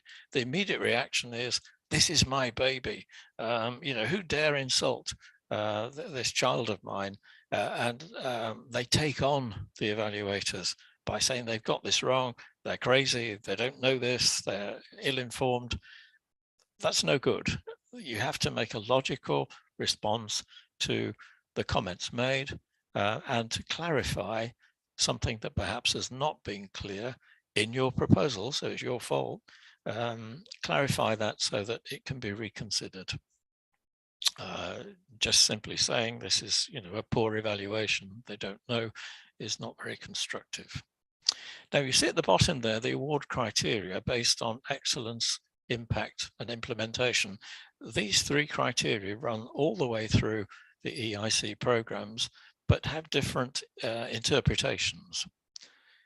So let's take a look at some of those. In terms of excellence, they're asking, is there a long-term vision of a radically new technology? Now, this has been added in 2022. And the second one added there further down, the objectives, how concrete, that's concrete again, how concrete and plausible are they? To what extent will the research approach achieve them? Can they believe the methodology? So you can see here that the steer is towards commercialization. So you've got a new technology. What are your objectives? How are you going to get it through to the second one there? Signs towards technology breakthrough. How concrete, again, and novel and ambitious is it compared to the state of the art? In other words, is it going to be taken up? Is it going to go forward? Is it going to be disruptive? What advancement does it provide? So they're looking for real excellence of something new, which is going to overtake the state of the art. The interdisciplinarity I mentioned earlier, how relevant is the approach compared to traditional disciplines? So how are you going to get the team working together, perhaps in a different way to how it would normally have been done? I've encountered this in my engineering background in carrier technologies, where what's commonplace in one industry or area of research is a novelty in another area if it's applied. So, you know, it's important to look across the piece from a helicopter view, if you like, a higher level, and see within a team how you could do things differently, perhaps, how you could bring someone else in to look at the problem. A simple example, someone making potato snacks, tubular potato snacks, which are still very popular. They had difficulty from their snack making background to make these, but they learnt a lot from pipe production because, of course, people making pipes are making tubular objects, and that's how they picked it up. So all of these are scored. You see that the threshold is to get 4 out of 5, but you also notice there that the weighting is 60%. Now, this is quite common practice across these initiatives, that excellence is seen as the most important part. And if you're not going to score 4 out of 5, you're not going to win the project. Excellence is paramount. It's the main thing because of that weighting. Impacts. Obviously, looking at the long-term impact, how significant are the potential transformative effects for the economy, environment and society. Again, Odysseus mentioned these key areas that the Commission are keen to satisfy. Long-term impact is a new one. It's new in principle, but it's been underlying the evaluation from the start, really. These are obviously very important for the economy, environment and society. The innovative potential, how adequate are proposed measures to facilitate future translation of research results into commercial innovations? So what does that mean? Are they happy that this will then become an innovation which will reach the market, basically? And communication dissemination is part of most European programs. How suitable are they for dissemination, awareness raising of the results, and the potential to establish new markets? How transferable is it to the market? So you see again this market thread, this commercialization. Remember, this is at the very start of the cycle of research leading into prototype and to commercialization. So they're looking for a commercial angle at this level. Threshold there, 3.5 out of 5, but the weighting much less than excellence at 20%. And finally, the quality and efficiency of implementation, the quality of the consortium. Do they have all the necessary high-level experience, quality expertise to make it happen, basically? And similarly with the work plan, how coherent, how effective, how believable are the work packages, the tasks within the work packages, can it be done, what will be delivered, can it be delivered, what are the milestones, is the timing right, and the mitigation of risks, which I mentioned earlier. And finally, the allocation of resources within that, how appropriate and effective is the allocation of resources to those tasks and the various consortium members. So if you have a consortium where one of the members intends to do all of the work, they won't like that. They like to see a spread across the consortium to see this working together, interdisciplinary arrangement in action. So the threshold 3 out of 5, and again, the weighting at 20%. So in terms of last year, from the May cutoff last year, high number of proposals. Remember, this is in brand new world-changing ideas, and yet you have 868 proposals, of which 56 were chosen. Now, perhaps many of the over 800 should have really considered whether they do have a world-beating idea for research. They were from 29 countries. That's obviously more than the 27 in the European Union. So you can have consortia, across different countries. That, of course, includes the accession countries and the candidate countries to take it beyond the 27. 322 participants across those projects. So you can see roughly there are 6 participants to each project. That would be the 2 per participating organization, I guess, roughly. Almost half of them from higher education, universities, 28% from research organizations, 24 from private. So you can see it divides roughly there, half higher education, and then the other half split between research institutes and private companies, 3% other. I'm not quite sure what that comprises. So 3 million euros average project value and an overall spend, as I mentioned earlier, of nearly 170 million. The challenge, again, over 400 proposals evaluated. The evaluation process is ongoing, 5 chosen so far. The challenges are very specific in very specific areas that Odysseus mentioned, so they're quite exacting. But the selection criteria is similar to the open calls, grant slightly more at 4 million. And again, it can be available to consortia or single legal entities in this case. And you can have 2 in a consortium rather than 3. So it varies a little bit from the open call. Of course, all of this is carried on the EU websites that have been mentioned, and I'll mention at the end of this process. Okay, so transition. The middle ground. Transition supports the maturation and validation of novel technologies beyond the proof of principle. So our TRL level now has gone up from 4 to 6. And we're again seeing business activities towards commercialization of the technology or science. So transition then, again, for consortia and single entities, taking the technology from proof of concept to validation and looking at business and market readiness. So commercialization is creeping in with grants of up to 2.5 million euros. The open and challenges, the first deadline's 4th of May, 2nd, 28th of September. There is, you see at the bottom there, a dedicated challenges information day on the 9th of March. Odysseus mentioned our event on the 10th. Yes, it begins at 2 in the afternoon and runs till 5, and is really looking at final tweaking, shall we say, final adjustment of bids prior to the accelerator cutoff in March, so later this month. Tune in on Thursday if you're in that situation. So the 2 challenges from last year were increased to 3.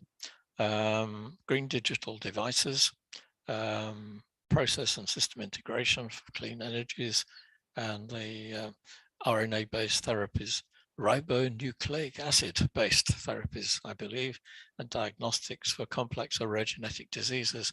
RNA differs from DNA. DNA has 2 strands and RNA has 1, so it's easier to separate out the genes, apparently. I'm speaking with great authority as an engineer, but I'm certainly not in this field of research. So there's a dedicated challenge today, as I've said, later this week. So what's there? Now, really, because you have consortia in the earlier part, you're then still looking at those consortia carrying through transition. So these are sort of outcomes from earlier programs. Remember, we're still seeing outcomes from Horizon 20 schemes, but also the EIC pilot program, which ran in 2020, and the various European Research Area, European Research Council projects.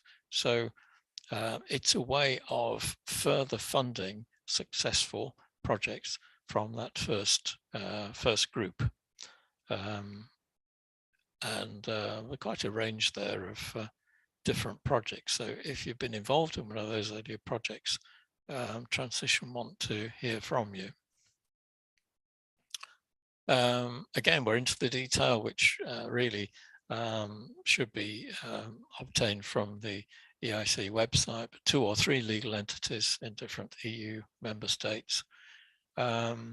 Eligible projects, they mustn't have started more than 12 months ago or ended less than 24 months before the call deadline. It may seem strange, but you don't have to be a participant or a result owner of previous projects because you're taking it forward, developing it further towards commercialization. But however, of course, you need to prove the commitment from the owner to negotiate the access to the results and the use of those results. So you may be an organization who take research and improve it through to commercial products. Edison was the most famous of this. Edison is seen as a great inventor, but he was actually a great innovator. He would take ideas and through research and applied research, make them work. 3 key questions again for applicants. Is it really a novel technology? And is it ready for the next steps to take it towards the market? Have you checked early explorations of markets and the competition? And do you have a motivated and diverse team for commercialization? Now, that part is very important, and I see this in a lot of bids for Accelerator. You may have a research team who are brilliant researchers with lots of degrees and things, but if you're going forward with something that you intend to commercialize, you must, of course, demonstrate that you have some sort of commercial background somewhere, that you have people that could negotiate deals, people that could look at markets that could sell and would know who to sell to, in which markets, in which countries. Very important.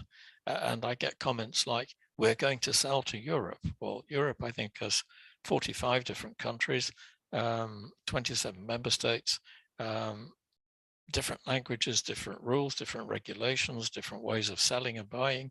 You know, it's just plain crazy to say we're going to sell to Europe. You must have a better plan than that to say which countries, when, and why.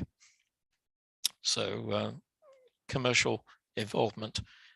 In fact, as you see these things move from the first stage through this transition and then into Accelerator, you see the shift from scientific excellence through to commercialization. So the business readiness level becomes more important than the technology readiness level.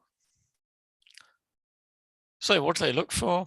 Have you given convincing answers to the following? Is the novel technology ready for the next steps? Convince the evaluators that it is ready for the next steps towards it being more mature and validated through specific applications with ideally potential customers.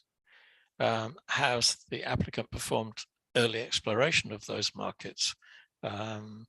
Very difficult if you're a research team. And the danger is you assume, because you've been working on this, we're back to the baby again, that the world must want it. And it's not necessarily the case. And of course, it may be that the world already has it, which would have come up earlier, of course. But it's very important to gauge the markets and customers. It may be something that's the best idea in the world, but if nobody wants to buy it, or they can get by with something less expensive, then there's a problem.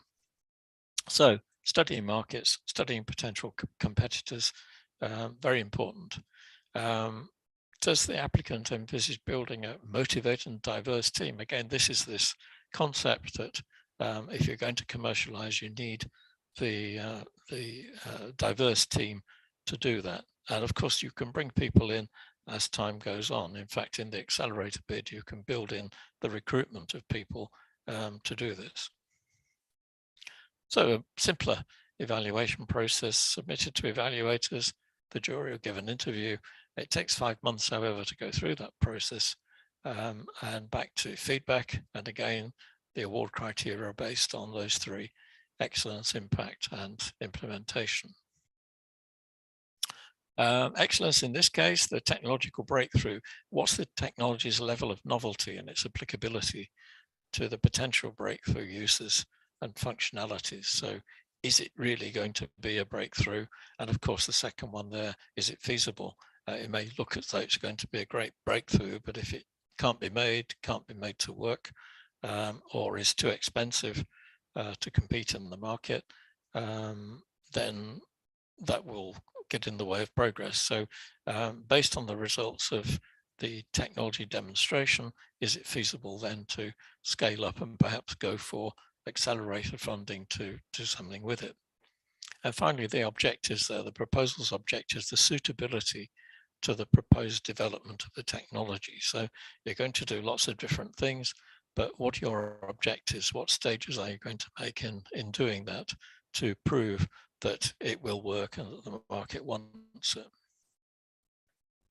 Impact, business and market fit. Does it contribute sufficiently to the technology's final product?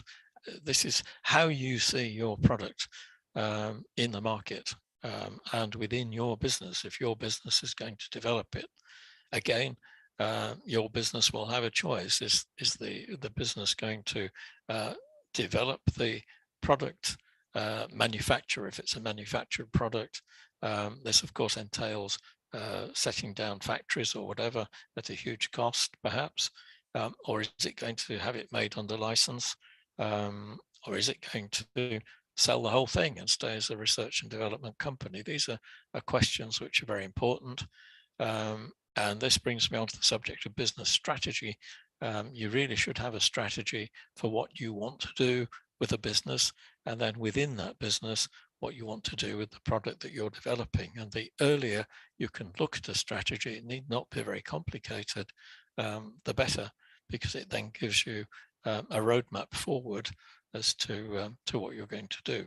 And you'll find if you get colleagues together to talk about strategy, you'll find that some are happy as they are, some want to be the biggest company in the world, some want to sell it and become millionaires.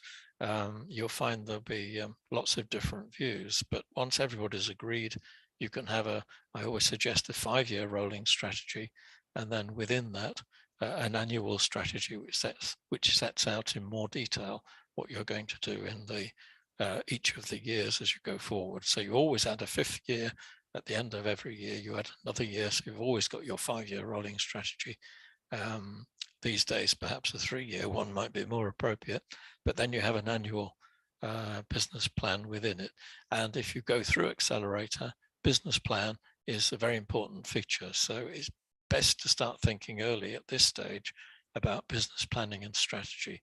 If it's not something that you can do or are interested in, then have someone who is, either on a temporary basis or eventually as an employee. So the economic and social benefits, again, this is mentioned. this being very important, capacity to create demand in European and global markets, and of course, positive impacts on employment, environment, society, and so forth. All of these add to the evaluator's view of the project in terms of a winning score. Entrepreneurship, will it help to create an entrepreneurial capability in the team? Will it take that team on to research in other things and see the process as being very beneficial and perhaps come up with more clever ideas and see them through to market? And then, of course, the partnerships in terms of who you link with on investment, whether you're ready for investment, whether you will become ready for investment as a result of the funding. And finally, again, the quality of the team, same question, do they have the necessary expertise to take it forward? Are there believable milestones and work plan and timing, the content, timing, and the resources? How appropriate are they to the project? Are they believable? Are they achievable? Feedback from last year, although TRL3 is the starting point for a proposal, it can't be less than that because, of course, the earlier program looks after that. But TRL4 is preferred so that there are no surprises in terms of the risk arising. It's been sufficiently proven in the lab to be at TRL4. Preliminary business and market exploration, I mentioned this several times, but it must be an integral part of the proposal, not just added as an afterthought. It must be seriously considered because eventually that's the aim, to make it commercial. And validating the business model and planning, again, you see we're into strategy and planning for the next steps, are equally important as the technology development. So this is the Rubicon that's being crossed, the transfer from not from technology, but to technology playing a lesser part and the commercialization coming in. Feedback from jury members, they find that they could be more distinct on technical milestones. This is perhaps people not wanting to commit to milestones and the stages they'll be at. Very difficult, I know, with research, but on the other hand, researchers tend to be very imprecise about these things, and really they're looking for distinct milestones that can be measured. Often it's confusing who actually owns the IPR. It may be shared between people, it may be down to one person. One person is preferred because if the product does become commercial and private investors want to consider passing the ownership of the IPR to a high bidder, they don't want any confusion about 50-50 ownership where one partner wants to sell and the other one doesn't. So clarity there is important. Again, allocation of budget and corresponding resources. This is down to the work plan, work packages. Not very clear allocation of budget. This is often because a bid's put together by several people and they don't necessarily work closely together. You do the work package on this technical bit, I'll do the work package on that, but they don't then make sure that they blend together in terms of who does what and for how much. From the jury interviews, perhaps not as good an understanding of the technical and business risks as they would expect. And again, with the technology readiness levels, what level they're at and what they expect to achieve as part of that project. I've already mentioned the interdependence of work packages and tasks. The team for exploitation, here we come again with commercialization. Who's going to do it? You have a great product, who's going to take it to market? And the credibility of the business objectives. Again, this is business strategy. What is the business about? What does it intend to do? And how will it see the project through? So feedback from the jury members. Juries, by the way, are the majority of people on juries tend to be from a venture capital background, not a technology background. So, you know, you may have one who's really impressed with the technology, but others who are not impressed with the business approach. And they would tend to think that the technology had been tested at earlier evaluations. They're really testing the business going forward. So, new for 2022 there, the length of proposal has been slightly extended, 20 pages. They want this notion about linking the project and ownership of IPR right at the start. It's got to be made clear because they want to see if it's transferable. And if the applicant isn't the owner, then the owner must grant the rights to the research and the IP. The Commission will provide a list of any eligible linked projects so that the area of research may overlap between several applicants. And the idea there, of course, is to bring them together as one collaboration. So in terms of the results, 292 proposals evaluated, 29 chosen from 24 countries. The average project value of 3.4 million and a 99 million spend overall. So you see there roughly 10% chosen from the applications, transition being a little bit more successful than the earlier phase. Challenge, again, 13 chosen, 13 projects chosen. Bearing in mind challenges are very specific and quite deep in terms of their requirements, mainly on medical technology and the rest on energy. So we come to the third one then, Accelerator. Accelerator supports startups. It is the main area of interest, it has to be said, with SMEs. I've covered the other two in detail because we're often asked on webinars, so what about transition and so on.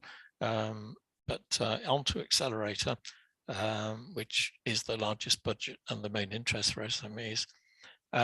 So it's thereabouts, its aim is to scale up high impact innovations with the potential to create new markets.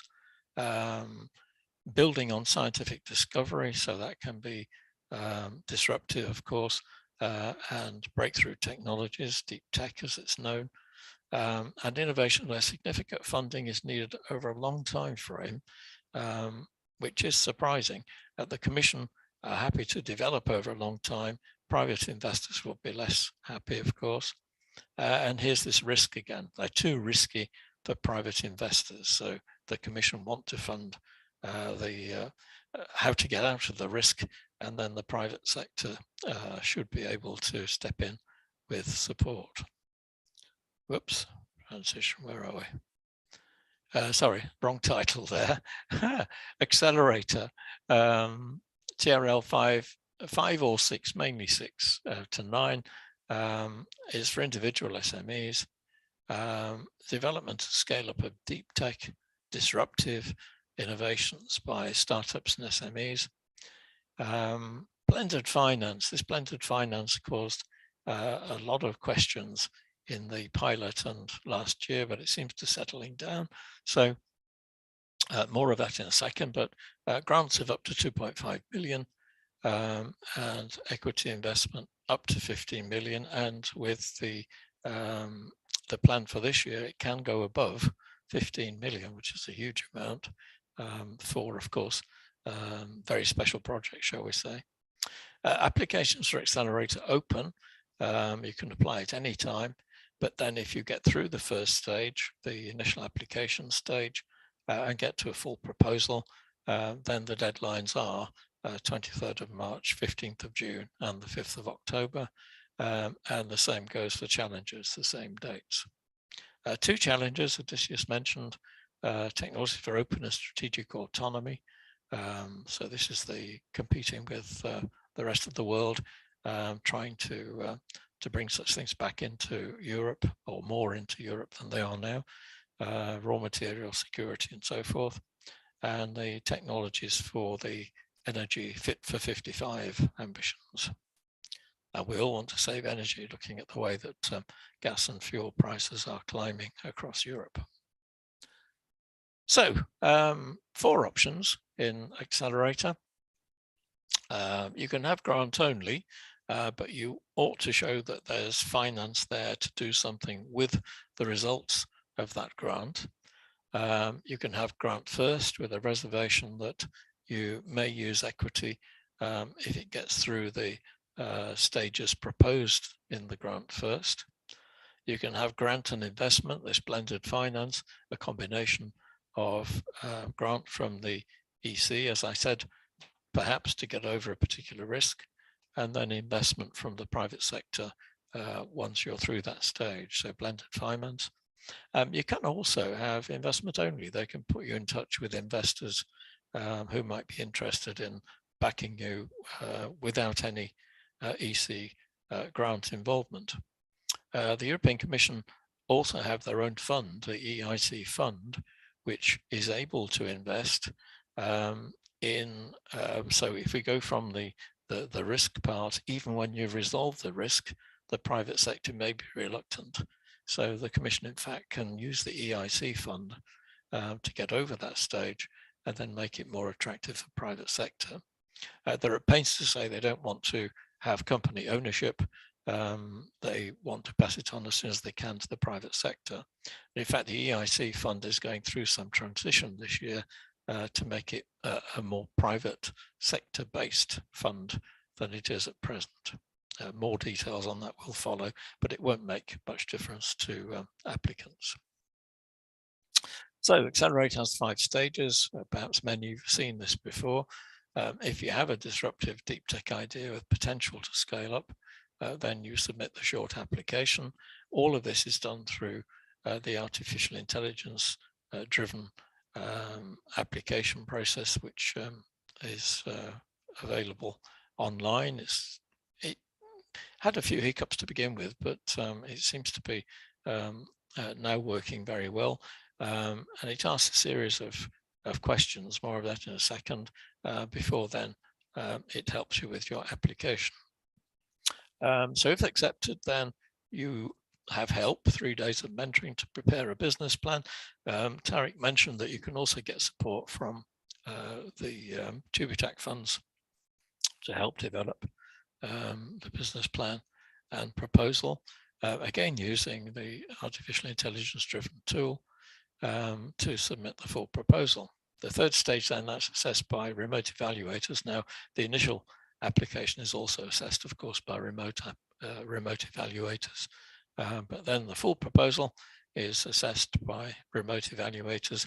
Very important in your keywords when you're filling in the tool, when you're using the tool, very important that your keywords reflect the type of evaluator you want in there in terms of technology, markets, and so forth, because the Commission use those keywords to identify evaluators. So if the evaluators think the full proposal is a goer, then it's pitched in front of the EIC jury members, and if it's successful, you go through to a grant agreement. Now, when you make your short application, you have to provide a pitch of around 10 slides, I think 10 slides maximum, which sets out the project, who will do it, the aims, ambitions, and so on. And there's also a 3-minute video, which has to accompany that. And this is to give the Commission, the evaluators, an idea of the team, their motivation, their ambitions. They ask for something very simple. I tend to think that the slicker you can make that video, the better it will be, because it's your opportunity to put yourself, if you like, before the committee early, and to show the product and yourselves. So we do have presentations sitting on our website on all of these things: first application, second, the videos, the pitch deck, and so forth. So there's lots of information there, and of course available from the EIC. They also give guidance. If you've gone for investment, then of course there will be a due diligence process, so it takes a bit longer. and compliance checks and so forth. So if you get through that stage, then there will be an investment agreement alongside the grant agreement. So that's very simply the process, but again, that's in more detail on websites. So the first stage, then, if you look at the red flags there, you go through a discovery set of questions, which helps you to identify other relevant funding sources. These may be national, international, or commission. So it's linking you to other sources of funding that may be more appropriate or more easy to obtain. There's also then a diagnostic which assesses the innovation and helps you to prepare your short proposal. You don't need to do those to go forward, but it's a good thing to do, of course. The diagnostic is needed because it then fills in the full application if you're invited back. So discovery and diagnostic first. Again, the evaluators look at excellence. I've highlighted in red there, is it different to anything else on the market? Is it novel? Is it highly innovative? Because at this stage, the first application stage, they seem to concentrate on the novelty and the innovative nature. If it impresses them, if it has a wow factor, if it's seen as novel, it's more likely to get through to the full application. So they're asking, is it high risk? Does it have high potential? Is it beyond state of the art? Is there a good understanding of the risks associated with introducing it? And are you talking about a convincing outcome and criteria for success? Excuse me a second. Impact, again, convincing evidence of the potential new or expanded markets it will achieve. With the potential customers, potential markets. I commented about markets earlier, not just selling to Europe, selling to USA, has to be more precise. Is there a strategic plan for commercialization? So here we are again, commercialization. And what is the European or global dimension? Evidence of freedom to operate. This is the IPR again. Is it transferable or will there be problems in transferring the IPR perhaps from more than one? And it can be, of course, several people in a team. So that's the impact side of things. What impact will it make and how easily can it make an impact? And then back into the implementation, they look for evidence that you can't find funding from anywhere else. This is always a dichotomy. If it's such a good idea, then why can't it be funded privately? If private funding can't be obtained, is it such a good idea? So you're always balancing between those two, as is the team. There's technical and business experience, a good balance, and a plan to acquire missing competences if that applies. So this is this transition from a research team to a commercial team. The availability of resources, use of partnership stakeholders. The Commission are always nervous about subcontractors. So it needs to be carefully explained why you need subcontractors and what exactly they will do and how much it will cost. And again, we're into milestones, achievable time frame, appropriate budgets, and work related to them. So if you get through the first stage, feedback from the evaluators, you have then to do your business strategy and plan, for which there's help. You get your coaching, and you have to submit a proposal within 12 months of the response you had for your first application. So the design part then, the red flag, you have this support from mentors and you're then making a full proposal. So this is where you really have to work hard to get the stuff together, especially as it's now shifting into a commercial proposition. The evaluation at the bottom there, the evaluators have access to a wider range of artificial intelligence tools, and this in fact has been expanded in 2022. So they look at the patents that are in similar areas to yours, and they can place the project alongside others and so forth. So they go through an evaluation stage which is based not just on their knowledge as experts, but also from support through the EIC system. If unfortunately you're unsuccessful, the first time it's rejected, but if the jury sees it's good potential, then you can resubmit it once to the next of 2 interviews. Excuse me again.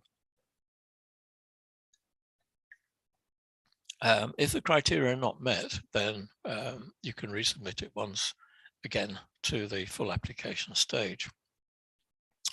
Various other combinations of that, but the new flag there is this rebuttal process. So you can make a response to the first set of evaluators that then goes in with your second application, and the new evaluators will consider what you've said as well as consider the proposal. If it's rejected a second time, unfortunately, then you can't resubmit for 12 months and it starts back at stage 1. So you see the importance of getting it right first time. Massive numbers compared with the other 2 aspects, 5,000 short applications, 144 selected for funding. So, you know, a small percentage, but a very important percentage. 96 of them in blended finance. So that's the most popular area, the combination of grants and finance from the commission or from the private sector. 34 looking at grant first before they go on to investors. Only 9 grant only, which is perhaps surprising, and 5 equity only. 3 weeks average time to turn things around, so not too long, and a total funding approaching $1 billion. Feedback from evaluators, just the final few slides now. The top reasons for no-Gos, I've put those alongside because it's interesting to see them. So the rejections, if you like. Top 1, lack of understanding of the market and competition. This is something, a thread I've been talking about all the way through. The team, quality and composition. That's often because of the lack of marketing and commercial knowledge in the team. The business model, not happy with the way it will become a commercial business, not clear. Lack of involvement of users and customers, again, we mentioned this earlier. But the novelty of the innovation now quite well down the list. So the main reasons are about markets and team. And then at the bottom, their timing. But if you look at the top reasons for the go, top 1, novelty and disruptiveness. So there we are. They're fired by the novelty and disruptiveness of something. The team comes second. Remember, they're not investing in a project, they're investing in a team. As somebody said, you're investing in the rider, not the horse. And it's an important thing to remember. If the team don't come over as enthusiastic, competent, knowledgeable, and are able to answer and not able to answer the questions at the jury stage, then there are problems. Understanding and knowledge of the market and competition, again, is slipped a bit further down there. Involvement of users, this is about markets again. Business model, a little bit further down, but timing, again, is one of the lowest ones. So an interesting comparison there of what matters to them and what is less important. Other changes for 2022 outside of these programs, there'll be simplified seal of excellence rules. This is awarded to companies who are seen as particularly innovative in the project they put forward, but they've not been able to be funded. This will go to everyone who reaches the jury stage, seal of excellence. It's not just a piece of electronic paper, it's something that you can show to investors or banks or someone as backers to show that the commission, having evaluated it, consider it excellent and it was almost funded. So it's a very useful way of promoting the project. The rebuttal process I've mentioned, very important change there because many companies complained there was no comeback on misunderstandings and so on, most important, but even more important to use it properly rather than simply defending the project. Investments now over 15 million if needed, which is, as I said earlier, a huge figure. They have the Scale Up 100 initiative. They're going to identify 100 potential unicorn businesses. These are the people who will become the Microsoft and the Apple and Tesla of tomorrow. And they're going to then give additional support to those 100 to give them a fast track, if you like, in terms of developing. And there will be a high-level expert group on later stage scale-up financing. So this is the serious stuff of businesses growing rapidly and substantially. Lots of additional support for women innovators. The priority interview phase will be introduced on projects which are in from women-led companies, or 50% of the work packages have female leaders. So priority there for women-led companies. On the accelerator call, a broader definition of women-led companies. It was CEO, now it includes Chief Technology or Scientific Officer. There will be a pilot for European Gender and Diversity Index to define, collect and track data across the European innovation ecosystems on gender balance and diversity. And up from 4 million to 10 million, a budget for Women Tech EU, which will support approximately 130 female deep tech founders with grants of 75,000 euros, which are worth having. Wider additional activities, just part of the plan, not directly related to programs, better coordination and support of actions, building stakeholder engagement, enhancing synergies with other programs, developing the AI tool further, the one that's used on Accelerator, and developing the training for that tool, further developments of the mentoring program, and other support to applicants, and using more external expertise in formulating those things. So, summary. There's a huge amount of support from idea through to commercialization, but you can see that there's a lot of hard work needed to get it. It's not simply a matter of filling in a form and sending it off. I hope we've made that quite clear, Odysseus and I. A lot of work needed to get it. But as I said to begin with, at least you know what the customer's looking for in great detail. So it's a matter of you showing how you meet that rather than being left to guess what they actually intend. When you look at the success rate, they're looking for the great ideas. So it doesn't matter whether it's 1%, 5%, 50% that get through. It's your idea that matters, and your idea could be a winner. So, you know, don't be at all disheartened. And even if nothing comes of your submission to the EU, you've gone through a careful proposal preparation system. You've had to think about the business, how it's growing, where it's going, the direction, the strategy, important for any business. So, you know, don't feel it's in any way wasted time. I think you'll find that it benefits businesses. I've seen businesses where this is the case. So read the aims, objectives, and requirements carefully. Make sure that you've covered them. Again, Odysseus emphasized this. Make sure that your project fits the requirements.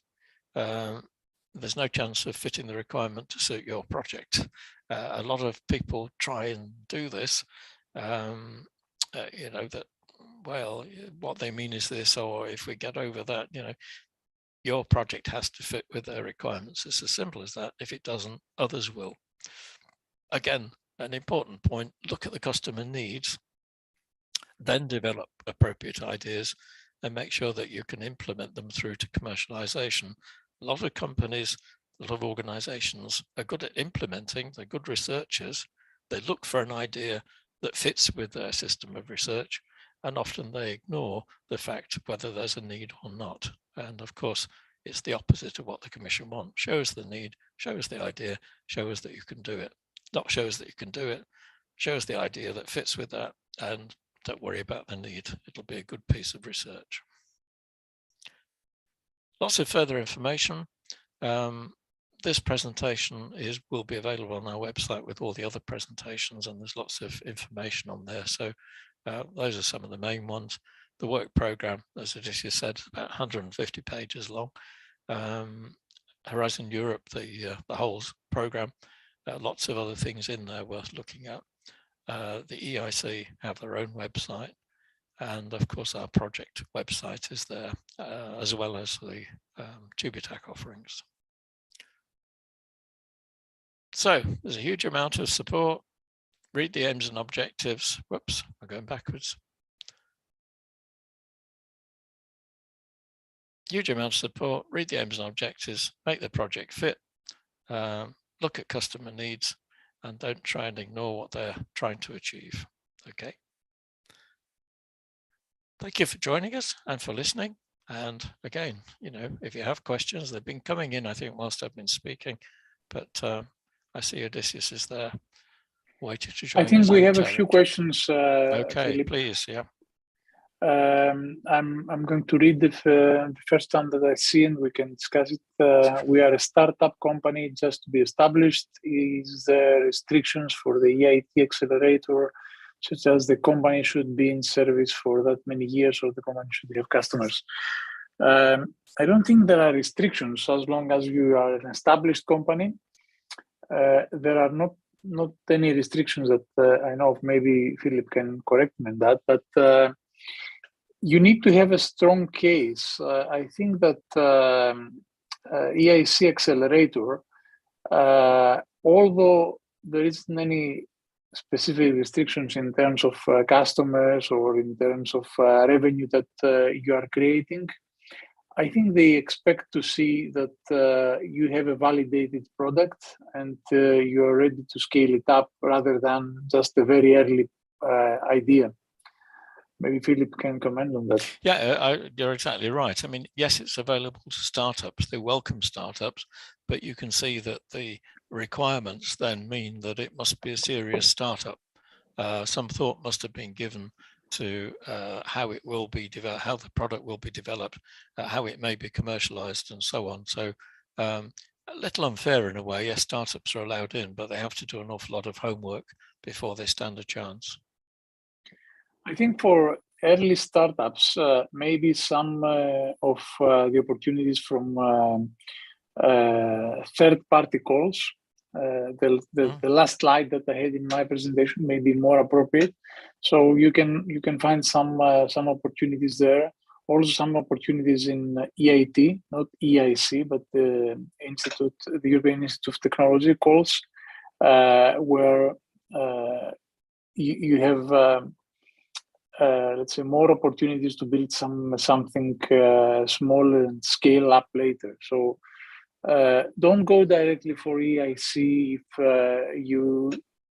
you cannot support that, if you don't have enough proof that you are EIC material, either through customers or through revenue or through strategic partnerships or anything that can prove that you are indeed a company ready to scale up. Yep. Agreed. Another question, does this mean we can submit a proposal for the same topic under both EIC and EIT program? What happens if both proposals get funded at the same time? Well, first thing is you'd be very lucky. I think that what you need is a research and innovation strategy. So yes, you can submit proposals for the same topics under any program, but you cannot get funded for the same thing, which means that you may have an overall strategy and say that we will go for EIC to help us scale up, but we will use EIT to further develop some components of our proposal. So same strategy, different activities, different actions, different goals through each program. Yeah. Does this mean that we can submit a proposal for the same topic? Yeah, we've answered that one. What's the best way to search for potential consortium partners and how to approach them? Europa carries partners, and the website, which the application website, also has access to people looking for partners. Another way is to look back over previous projects and see who was involved in them, and to contact them and say, if you're going to be working in this area, we do too. If you're thinking of bidding, can you think of us? How long should the abstract be? I would say no more than a page. Half a page is good. Try and make it concise. You can always fill in the detail later. More chance of reading it if it's shorter. Yes, and if I may add, we have some relevant presentations on how you can find partners for the Build the Consortium. You can find them under the info days, and you can see there are also plenty of tools available, like Cordis, the dashboard, the results platform in European portal. And from there, you can see what other companies were successful, what projects are working on, what specific ideas are projects have been working on, and you can get inspired and or find some other partners that can be complementary to what you're doing. What about the Seal of Excellence? Can the Seal of Excellence be obtained? Yeah, I'm sorry. Can the Seal of Excellence be obtained if the full proposal is no-go, or does it have to go through the jury stage? It seems as though it's only after the jury stage. It's not clear because this has just popped up, but I think this is because on the earlier program you had scoring. And you could base it on getting above a certain level of score. Now it's goes and no-goes. You know, if you had full goes, then it would go to the jury stage. So I don't know whether Tarek has any feedback on that, but I tend to think it is through the jury stage. Yes, it is after the jury stage, but this year it is changed that each proposal who goes to jury stage will be awarded by Seal of Excellence.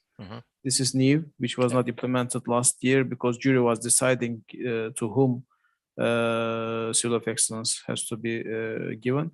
But this year it changed, and all companies who go to jury stage will get Seal of Excellence. Yeah. Okay. And I think I can get. Oh, okay. If you, the last one I think it's for you, Tarek. Yeah, I was going to say my Turkish is not up to the last one, but I think it refers to TÜBİTAK anyway. Yeah, it refers to TÜBİTAK. Thank you. Horizon Europe ya da Eic Accelerator destekleri TÜBİTAK programları 1071 veya 1509 aracılığıyla mı sağlanıyor diye. Ya hayır, yani EIC de zaten Ufuk Avrupa'nın bir parçası. Ufuk Avrupa kapsamındaki bütün çağrılar, bütün programlar Avrupa Komisyonu tarafından fonlanıyor. Başvurular doğrudan komisyona yapılıyor ve destek de doğrudan komisyon tarafından sağlanıyor. Burada TÜBİTAK olarak biz ülke içerisindeki yayılım açısından koordinasyonunu yürütüyoruz ama ulusaldan fon sağladığımız bir program değil. It's okay. Okay, right. Do we have any more questions, or have we dealt with them all, do you think? If you no, I don't think I can see any. Right. If you do have any more questions, the line will stay open for the next 15 to 20 minutes, so fire the matters. All of the presentations will be on our website, as I said, along with all these questions and answers, and the questions and answers from previous events are there as well. So, you know, there are lots of them, must be, I think, about 150 by now, so lots of them. But of course, our helpline is here to help as well, as is TÜBİTAK. So hopefully you've got a clearer picture of what it's all about and the changes involved this year. All it remains is from me to wish you every success with the project bids. Think of those good ideas and think of what you can do with them. Thank you for listening, and over to my colleagues for final words. Philip, maybe we can remind our next event on Thursday. We mentioned it earlier, but yes, it's there. If you contact Kemal in our on our IDI address, I think you've already had your contact details, your Zoom meeting details from him. Kemal will send you registration details. It's looking, it's really for companies who will be submitting on the 23rd of March, and it's to help with any final questions or comments they have about the final submission. But of course, it's also of interest to people going through the process who want to have a look at what's involved in the final bid application. We will be running 2 more events before the next cutoff date, looking at first and second applications, and actually project writing camps, which will look at proposals, but more of that later. Okay, any comment from Odysseus? Thank you, Philip. I think that we have a lot of material for any potential candidates to study.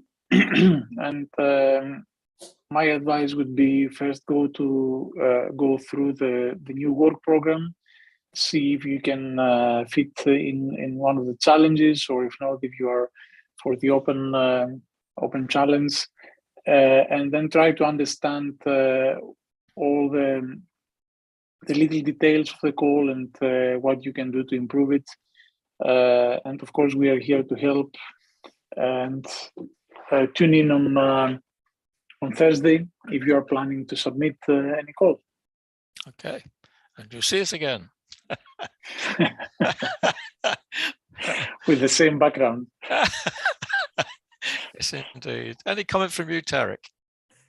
No, thank you very much for your Okay. efforts. I hope that we can attract some more companies by these events. Thank you. Thank you. I hope so too. Thanks, everybody. We'll Thank you. bid you farewell. Have a good day. Bye-bye. Take care. Bye.